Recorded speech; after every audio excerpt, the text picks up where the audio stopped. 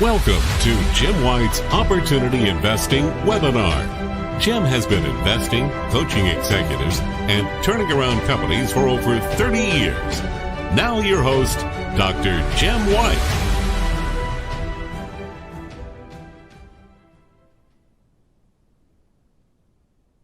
Hello, this is Jim White. It is April the 21st, 2020, and welcome to my Opportunity Investing webcast. My objective for every webcast that we do is to share content with you that is not theory, but stuff that I have used for over 40 years very successfully. So it's very important that we are always giving you the best content as possible, so it will help you to make decisions in your business life and also in your personal life. Our topic today is how to invest in QOZs during the COVID-19, post-COVID-19, and how to survive during and post-COVID-19. That is a mouthful, would you not agree? That is a mouthful. We started our webcast series late February. As I said, here it is April the 21st. So I think we've done a webcast just about every week since that time.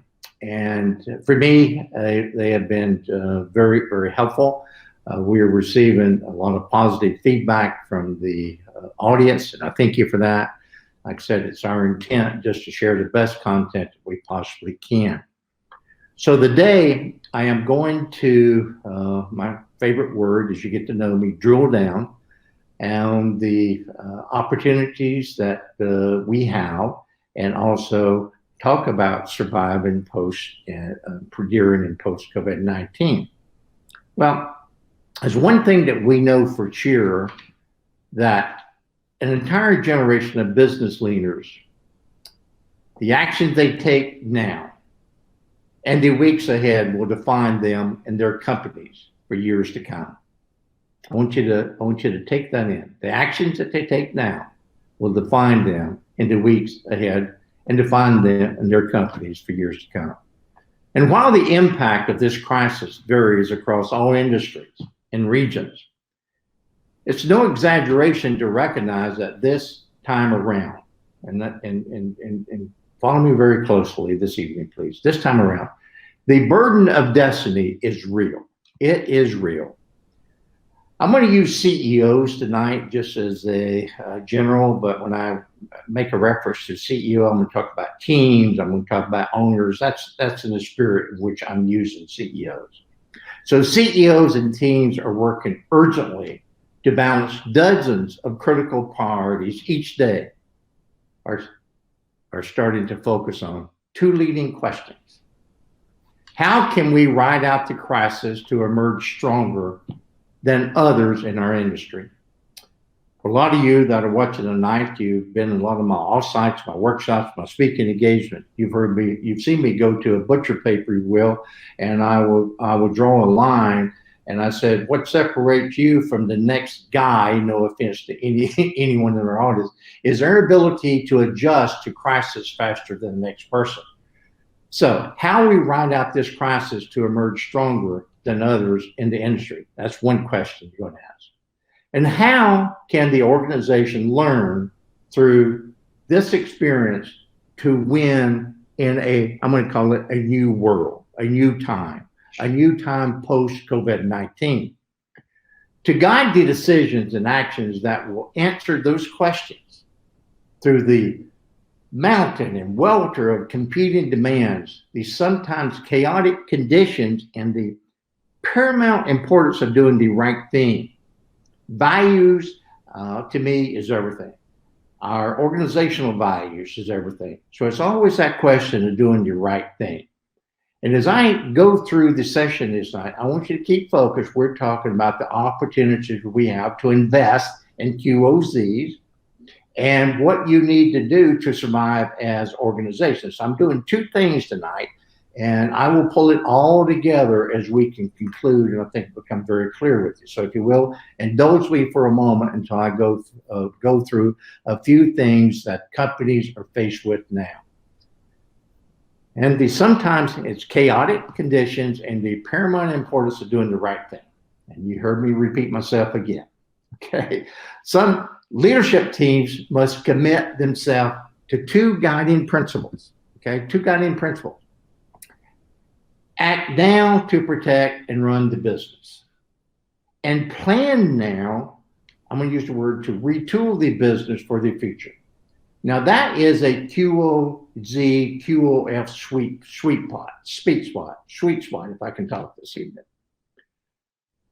To outrun extinction during the COVID-19, and these words I chose is very, it's very vivid, right? Extinction, to outrun the extinction during the COVID-19 crisis and thrive in the future.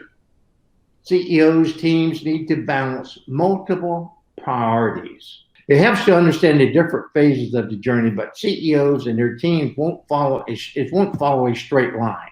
It's not going to follow a straight line. During the journey, some phases will overlap and they will circle back again, requiring simultaneous action. The journey has five basic parts, and that's where we get into 5 basic parts. Part 1. This is in a crisis. Respond to the crisis and protect the business. That's part 1. And we're going to drill down on each and every one of these tonight. 2, ensure business continuity and stability. Okay. 3, accelerate through the recovery. And 4, retool for the new world. So those are 4 things that all businesses must be looking at. When you have a crisis, you got to respond to it. You got to make sure that you are doing everything you can to ensure business continuity. You got to accelerate through the recovery, and you got to retool for the new world. Now, I'm going to bring it all together. The 5th thing that you will need to do is how the CEOs and the teams can move from the respond phase to the retool phase. And in between, there's where opportunity lies.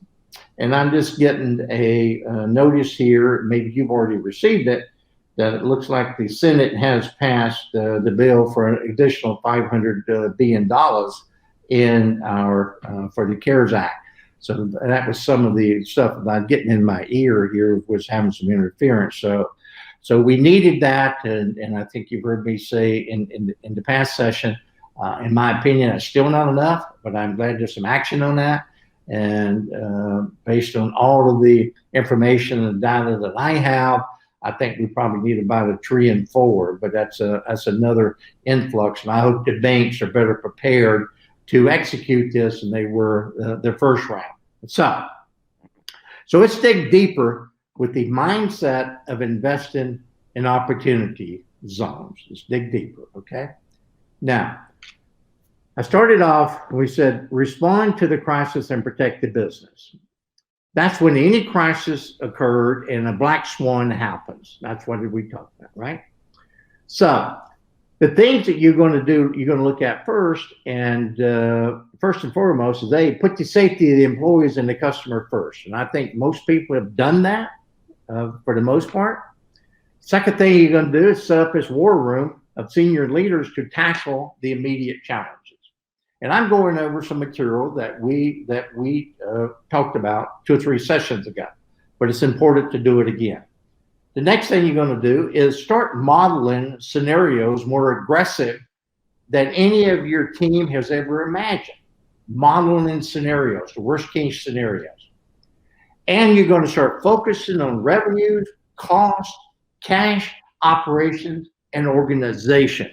So those are the 4 basic things, 1, 2, 3, 4 basic things that you need to focus on when you are put and faced with a crisis, okay? So I don't care where it's this crisis that we're in now or the crisis in the future. These things will remain true. A lot of the material, like I said, I'm going to share with you tonight, like I said, I've used in many occasions over the years. In 1990, when I was running my company in Belgium, That's when the first Gulf War came about, right? And I used a lot of these tools then when we talk about setting up war rooms, and I'm going to continue to make reference to that as we go through the session tonight, okay? And if you'll bear with me, we'll all come together. Now, so those are the first thing we need to do. So let's take a deeper look at that. As you enter a crisis, or it's a national crisis, a family crisis, external shock is going to hit the business, okay? We're going to stay in the business mode tonight. An external shock is going to hit the business, and the nature of this crisis means that many employees and customers are grappling with a basic human emotion, and that's fear. That's natural. A basic human emotion, and that's fear, okay? And we got to recognize that. Business leaders have got to recognize that that's going to occur, okay? And you got to be prepared for it. Businesses in some sectors are seeing revenues decline, and it's declining fast. Last week, we talked about a potential 32% unemployment rate, what you could do. So we're digging down on what's the first thing you need to be doing when you have a crisis. Now, in all crisis brings opportunity. And the Opportunity Investing, the book that we just released, and the Opportunity Zones, they were, I'm going to say, a big deal pre-COVID-19. And I think there's not a better time today in the investment opportunities today. It is huge that we be investing in these particular zones through these funds. You're going to find some great buys. You're going to find some great opportunities. And another way, as a fund, when you're doing due diligence and looking at an opportunity to invest in, you're going to be looking at how well prepared. Now, a lot of funds are also providing some consultancy, right? So if you are an active fund, it's a good opportunity to start reaching out into your target area, your geographic area that you want to be invested in, and reaching out to some of these businesses and offering some assistance, if you will, while you're doing due diligence to determine how well they're prepared for that particular investment. So business in some sectors are seeing revenue declines, and some are confronting the prospect of a liquidity squeeze. Cash. I've done the sessions over the years, and I say you cannot go broke with cash, right? So everybody's been squeezed with a liquidity squeeze. Close attention to the residential commercials we go forward. If it's unemployment continues to on the projection that the economists are suggesting, it's going to be a challenge. So daily heroics have kept operations intact at many companies, and I use that word daily heroics because it takes a lot of courage to be able to make the tough decisions on the fly in the moment, when you may have less than all the information that you need. Those companies that had a discipline prior to the crisis that was on top of their cash, on top of their operations, and in all of my companies and our consultancy over here, we teach a process called Go and Control process. That's where it's accountability, focusing on revenue, cost of goods sold, cash, your balance sheet, all the things that you've got to be healthy to be in business and to survive. So the daily heroics have kept a lot of operations intact at many of the companies. But of course, the horizons still remain uncertain, and they still are today. So most CEOs and most teams and most owners have already taken the most important first step, right? Make the safety of the employees and customers the top priority. I've said that many ways. I'm going to continue to say it. Taking responsibility to make sure that we have safety first for our employees and our customers is the top priority. Now, beyond the travel limitations, which you've already probably put in place, in-person meeting restrictions, which you have the social distancing, you have all your protocols in place. So all of those things should be pretty solid right now. Your temporary closures of facilities and and these rigorous protocols that we talk about to protect essential operational teams. Now, the COVID-19 outbreak called for a re-examining of policies, I should say will call or does call for re-examining of policies and practices on employee benefits. And that's one of the things that we did early on before the House passed the first bill. We put out a practice that said to all our employees, we had no idea that this CARES and SBA Act was going to come in place, but we extended up to 80 hours to all our employees. We did that. And everybody said, well, Jim, we've heard you say that before. I only say that to say that we're on top of it. We run a very lean business. We got protocols in place. And this is what you got to have have a healthy enterprise. So the practice of work and the benefits, remote working, and employee engagement, right? Leading companies have been communicating steadily with employees and customers to be fully transparent about the situation and what's going on. And some quickly found ways to support their communities with their asset capabilities as well. We've had many within our one of our regions in Salinas, California. We have many of our companies, and if I start naming them, I'm going to get myself in trouble because I'm going to miss someone. But we've had a lot of our top ag industry folks that have been donating food and doing all sorts of good things, and they didn't wait. They started doing it immediately. But in research and doing some research for the session today, I came across some of the few examples here that I thought I could use without getting me in trouble, because like I said, if I started naming some of our fantastic clients in our Salinas, Arizona area in our ag industry, I would miss someone, and I would not want to do that. So I'm going to use this example that I got from our research earlier this morning. The British fast food chain Leon, for example, they pivoted in its business in a matter of days to provide groceries and ready-made meals to customers under lockdown. Another company, Silo, and I have no idea who they are. It's just some of the research, and I'm not promoting anything.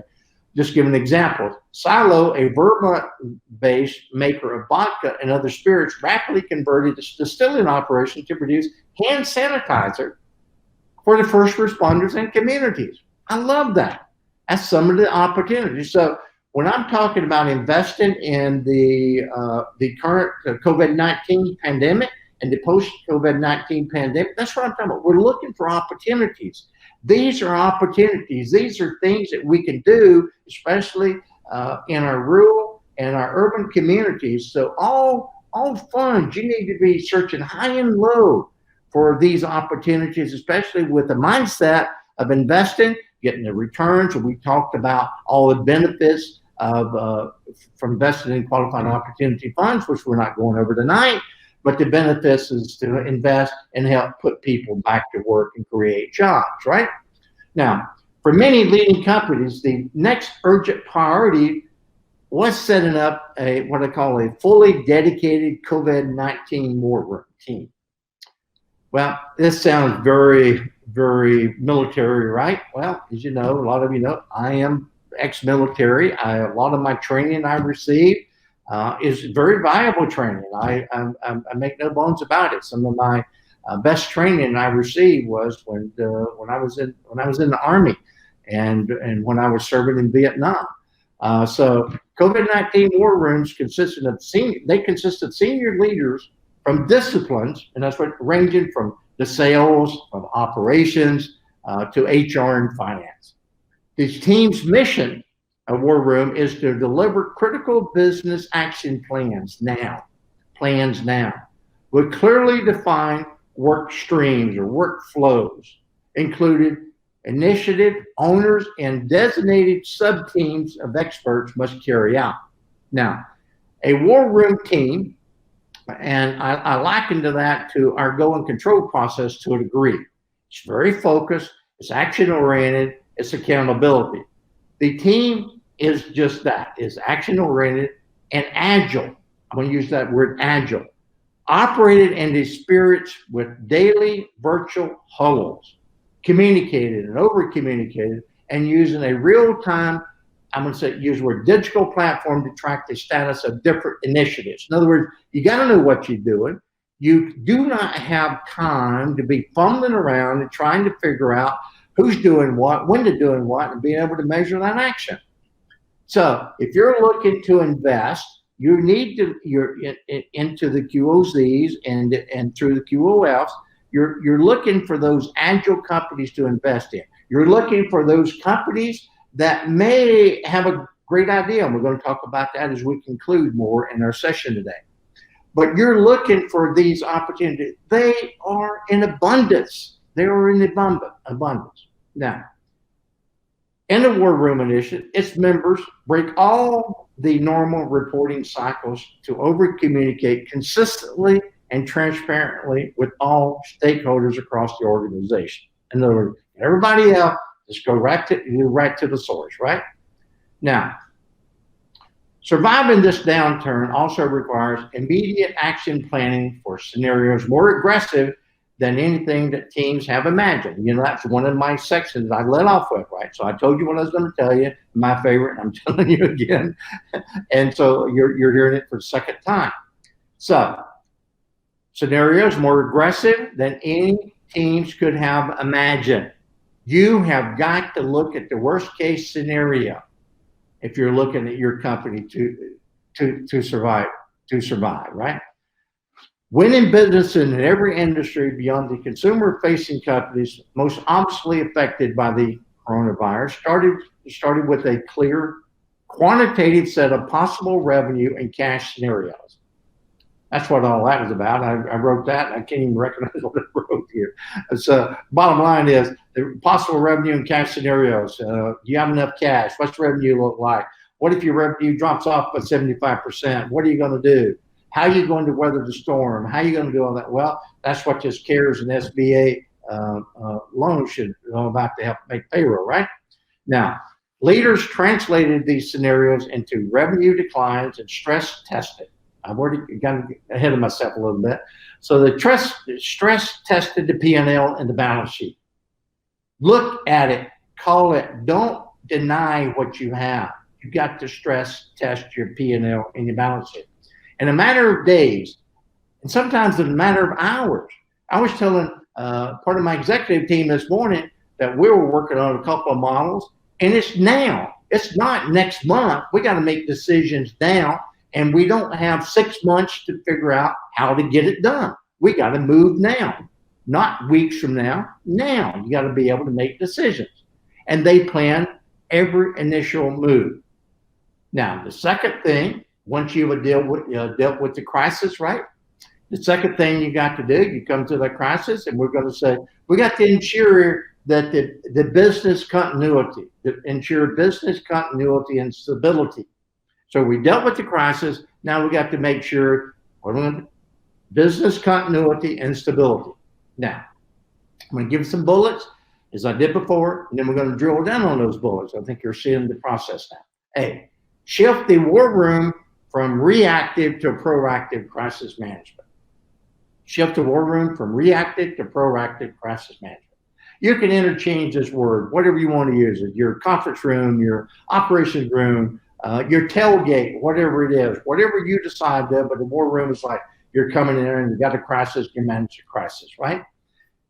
Second thing, plan a cascade. I use that cascade of more severe actions to preserve business viability, identity. What would trigger them? Okay. Plan a cascade of more severe actions to preserve business viability, identity, and what would trigger them. Next thing you need to look at, focus on employee sustainability, particularly for the crisis management team. The next thing you're going to look at is reduce or eliminate non-essential activity.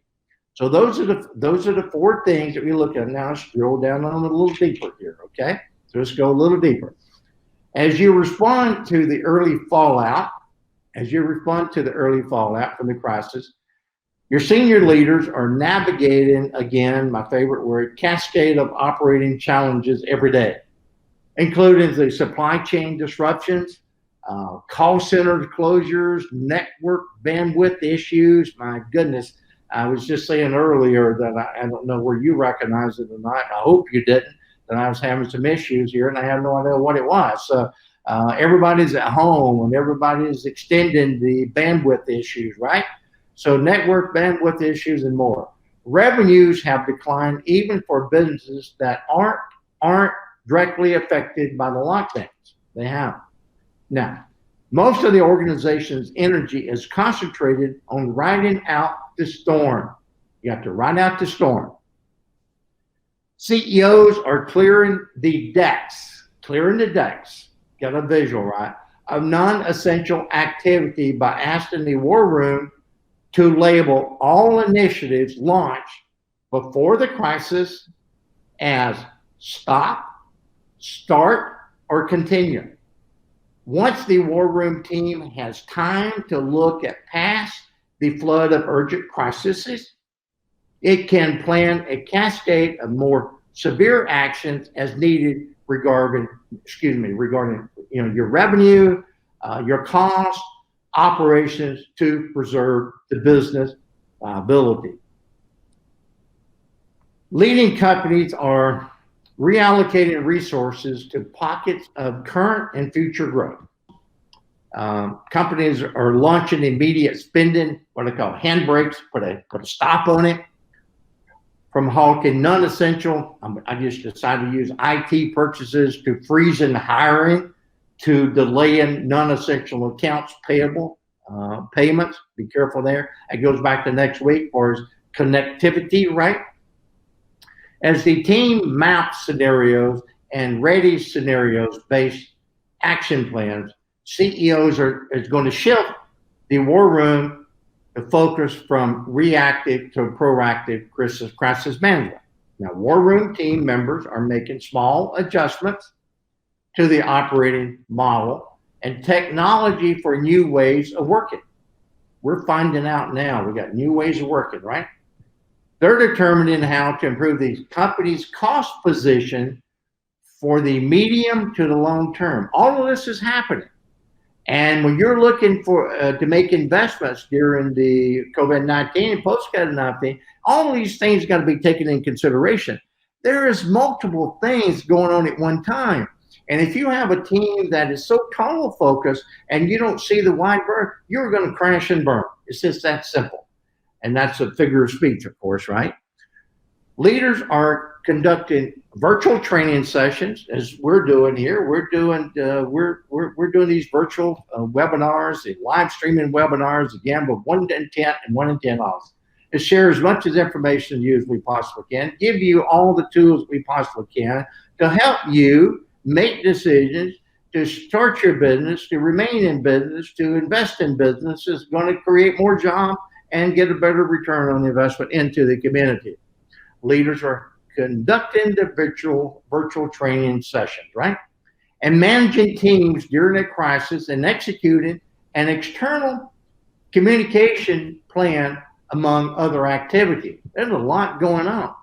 Now, CEOs, teams can expect the crisis to last months, not weeks, and especially prevalent in the war room where teams are stressed, stretched, and at risk of burning out.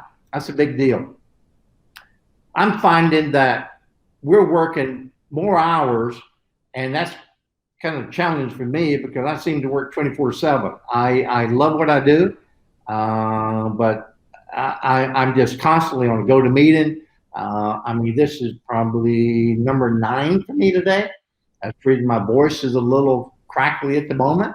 And I got to learn how to say no, but it's hard for me to do that because I feel that there's a lot of people out there that needs help, needs support, needs solid direction, solid leadership, and I'm going to do everything I possibly can to help fill that role.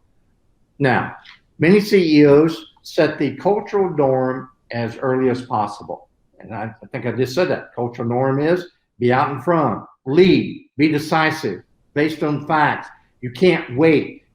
Right now, if you think that you're in a job that is going to wait for you 6 months down the road, you're mistaken. You are mistaken. It will not be there. You have got to step up to the table and step up to the table now, and you have got to produce. You've got to make some decisions. It's time of setting back and getting to it, and not it's over. If in my opinion, it's never been in vogue. So you got to set the norm as early as possible. Raising flags is a best practice, meaning raising flags when you got somebody that's burnt out, but I haven't seen that yet, especially in my center of influence. But if you get to the point where you said, I can't do it anymore, I better know that you can't do it than versus being in the way and set aside and move on, and versus still being involved and causing more stress for the organization. Now, you constantly taking the pulse checks. I often check in either text or email and say, how you doing? How you doing?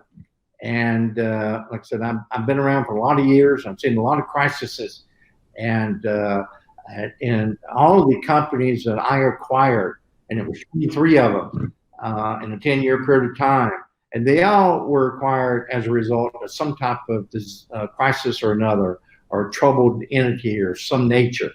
So, and I'm certainly not one to say that we got to have crisis to benefit, but out of crisis comes opportunity, comes a new norm. I get excited about it, and well, I should back up. Be careful to misunderstand my words in case there's just a sound bite comes out of this, and they just hear it play that I would say that I like the crisis. I don't. I'm not saying that. This pandemic is absolutely unprecedented. It is a real deal. But as Americans, as business leaders, as investors, as funds, we need to look at it and the glass is half full versus half empty. We need to get in the game, and we need to be looking under every rock, so to speak, to make investments to help put people back to work. Okay, we do need that. Now, beyond frequent pulse tests, we've instituted the policies to ensure that the team can sustain its efforts. I remember in 1990 when we were going through the Gulf, we did we did business in 43 countries, my company in Belgium, and we had a big presence in Iraq at that time. And when the Gulf War occurred, we had a lot of people in country. So we had plans, we had exit plans, we had strategy in place, because we did work in some of the most vulnerable parts of third world countries. And exit plans, what do you do? How do you do? So when this thing happened, I think I went around the clock for about 2 months. I slept in my office. We were there 24/7, making sure things were kind of because of life or death. Now, the next thing we want to look at after you deal with the crisis, and then you look at the continuity and any recovery.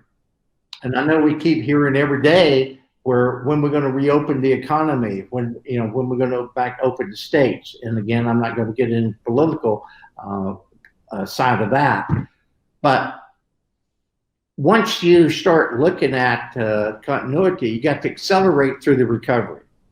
And some of the things that I'm looking at, 4 of them again, I think you're seeing where I'm going with this.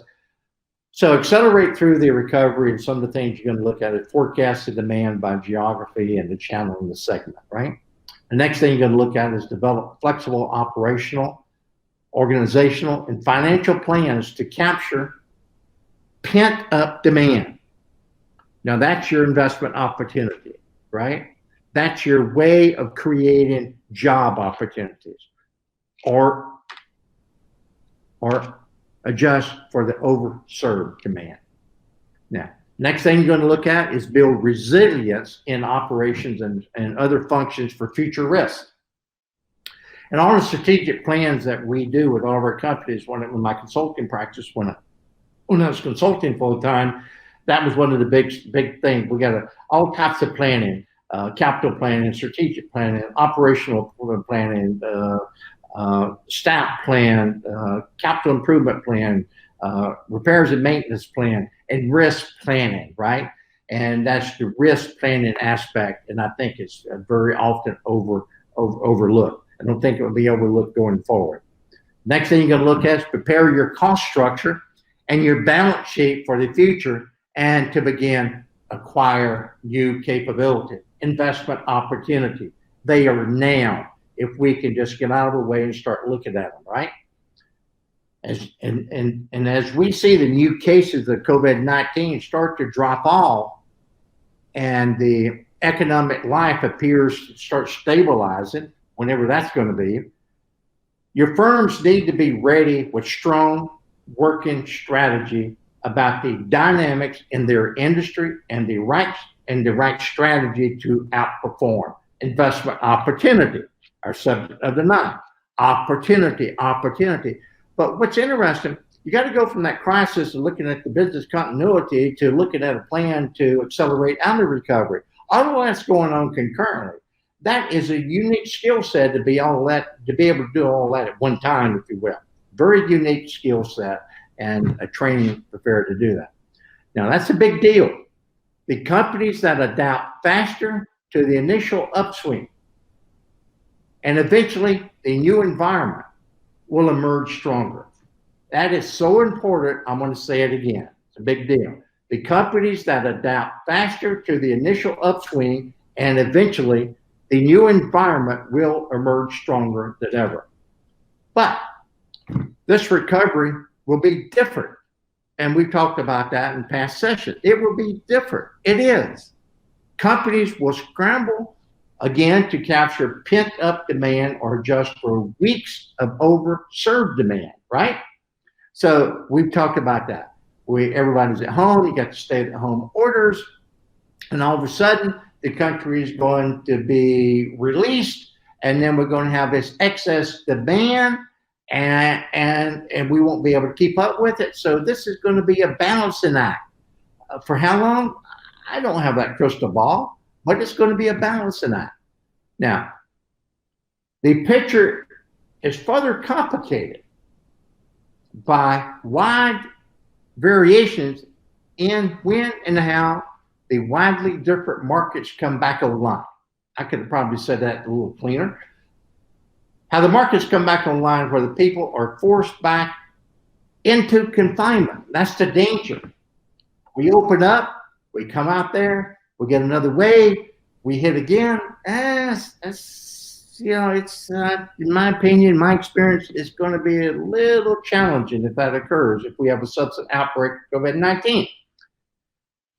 A specialized business environment will pose new challenges to rebuilding these supply chains.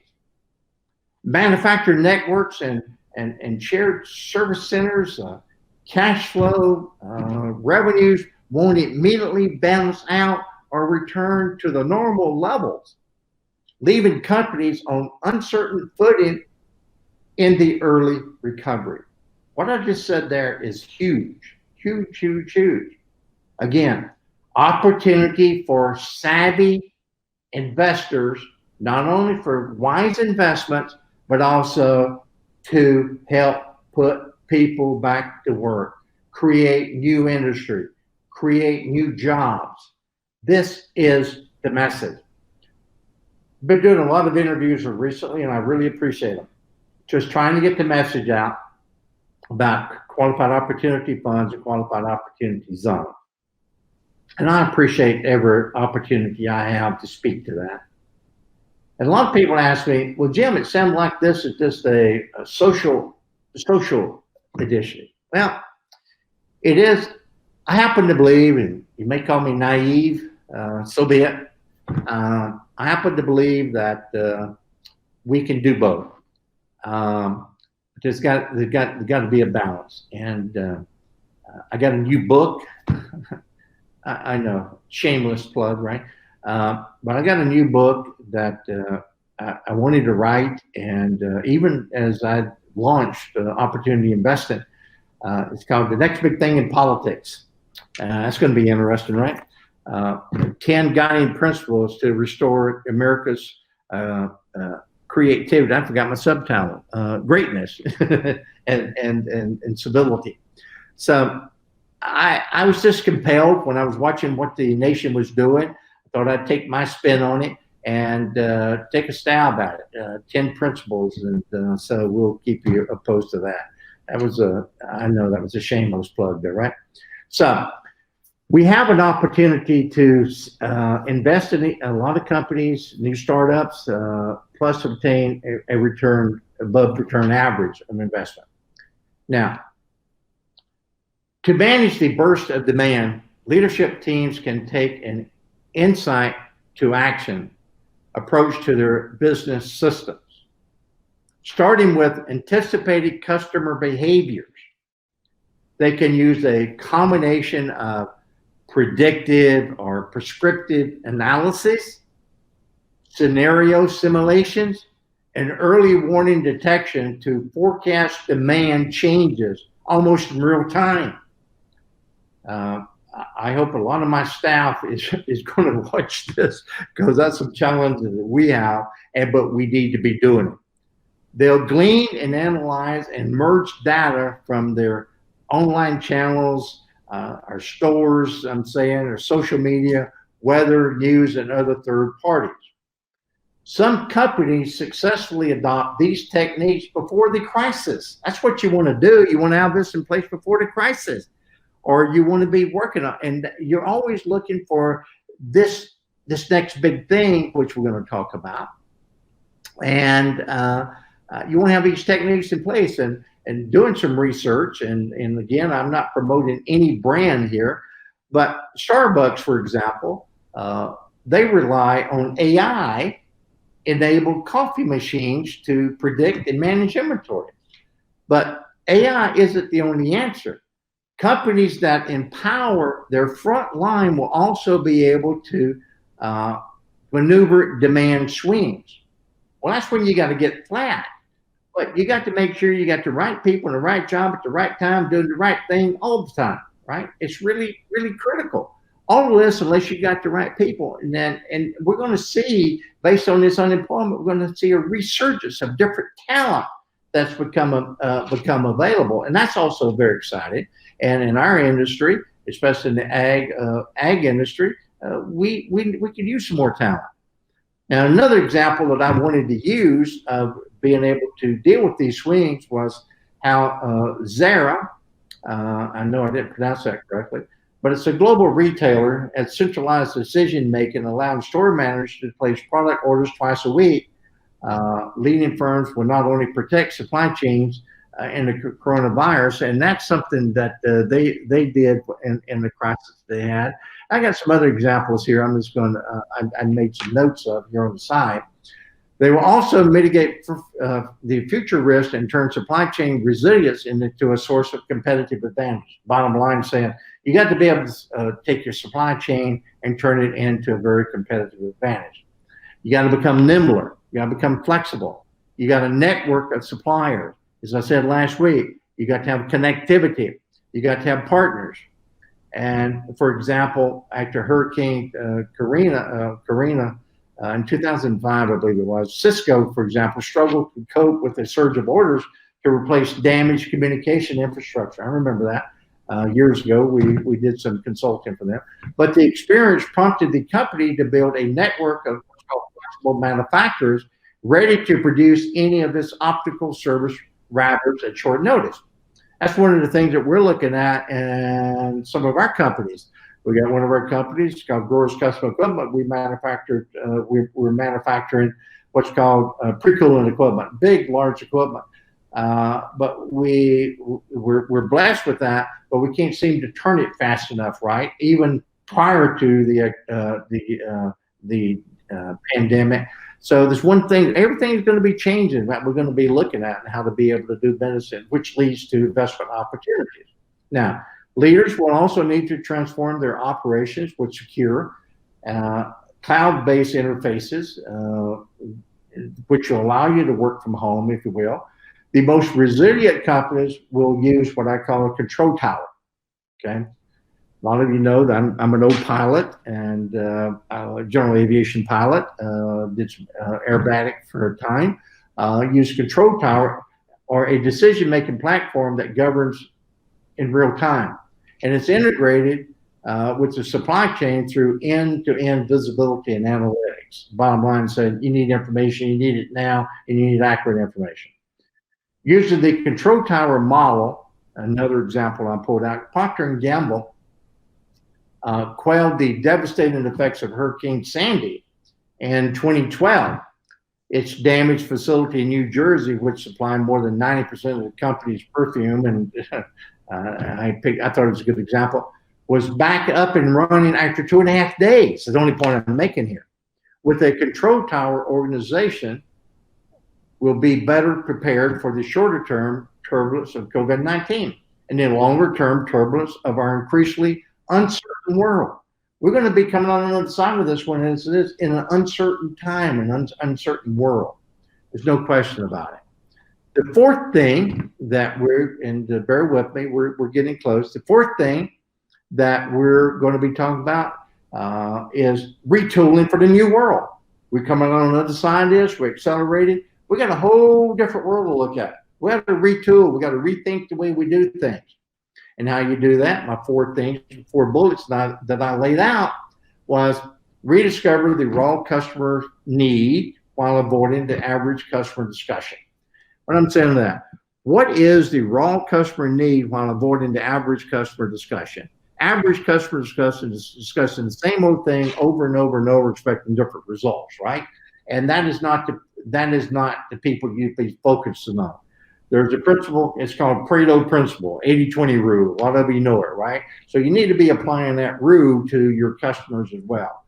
Second thing you need to look at is to rethink strategic priorities and invest in or acquire key capabilities, investment opportunity, especially be looking at those opportunities in QOZs, right? Rethink strategic priorities and invest in or acquire key capabilities to leapfrog to the next few chapters of your industry's evolution, if you will. Next thing you want to look at is use digitalization and partnerships to help your organization and operation increase resilience, scale, and speed. The next thing you want to look at is start learning and to celebrate initiatives and have a learning environment, right? So let's drill down on that a little bit further. Even before the pandemic passes, CEOs will face perhaps what I call their most significant moment of truth. Can they take what they've learned through the crisis and retool the company for a new world? Can they take what they've learned through the crisis and retool the company for a new world? Boards and executive teams recognize that in some respects, your markets and societies may revert back to how they were before the spread of the COVID-19. But this crisis is different. And its viability is important to think through the new normal each business will face. Investment opportunity, especially in QOZ. Some parts of this evolution are clear. Trends like digital and automation that were evident before we entered the crisis have accelerated and will continue to accelerate further. Investment opportunity, look for them in QOZs. But important new questions need to be answered. For example, will the elements that customers value shift will be irrevocable?